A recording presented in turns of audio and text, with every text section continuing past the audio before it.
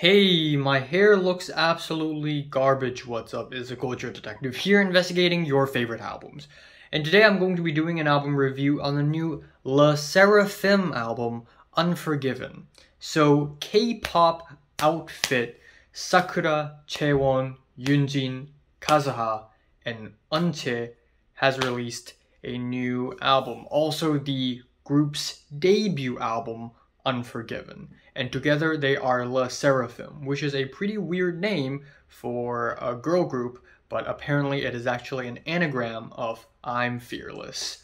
So yeah, I was never really a big K-pop fan. I mean, I've listened to K-pop over the years to review it.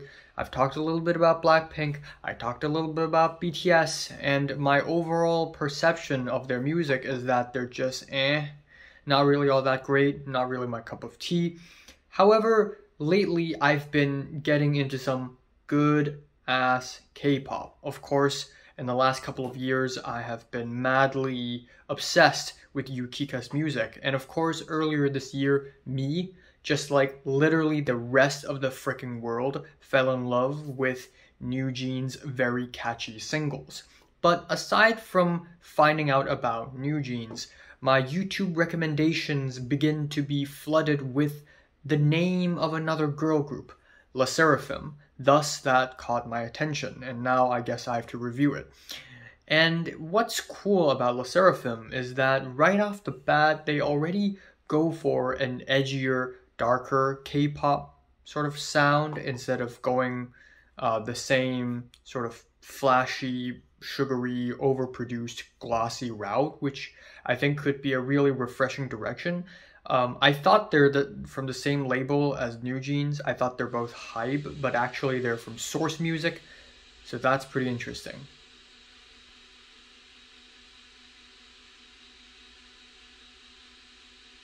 Out of all the possible times. The album opens off with The World Is My Oyster with its dramatic bassy beats and its deadpan English and Japanese and Korean spoken words.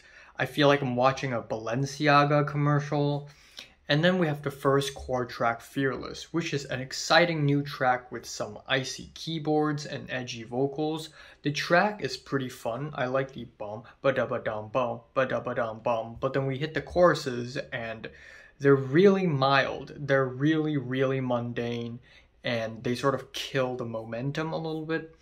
However, we have the track Blue Flame, which I actually kind of like. It is a catchy, fun, summery jam with a funky bass, some cowbell, some sticky hooks. Essentially, this is like the latest Dua Lipa album, but instead it's K-pop. And that's pretty cool. Oh my god. Okay, anyways, we have the Hydra, which is kind of like the opening intro track, but it kind of sticks out like a sore thumb because it doesn't really match the tone of the previous track, and this time we have some dubstep and trap beats. And then afterwards we have the lead single of the album, Anti-Fragile, which is where the album hits one of its most eye-rolling moments, because essentially this girl group is trying to do this Latin flavored thing with a reggaeton beat and some squeaky background tones, and the which is kind of annoying.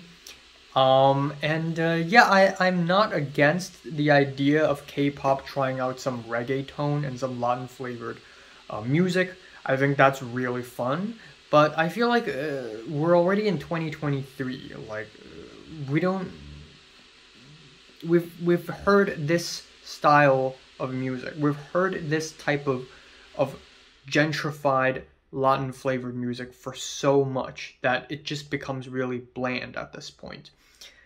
Thankfully, that is followed with the track Impurities, which I kind of like. It is a spacey mid-paced track with lyrics about showing your real self, showing your impurities, and I like the chord progression a lot. I like how it's kind of sci-fi and kind of cold and warm. Following that, we have Burn the Bridge, which is another spoken word track. Thankfully, instead of edgy beats, we get some smooth, dreamy guitars and some light drum and bass beats. So instead of a Balenciaga commercial, now it sounds like an H&M commercial. Following that, we have the title track featuring none other than legendary bassist Nile Rodgers. And it is a groovy banger with a hip-hop beat, with a summery bridge, and the bass is really fun and catchy as expected, and overall it's a really fun song.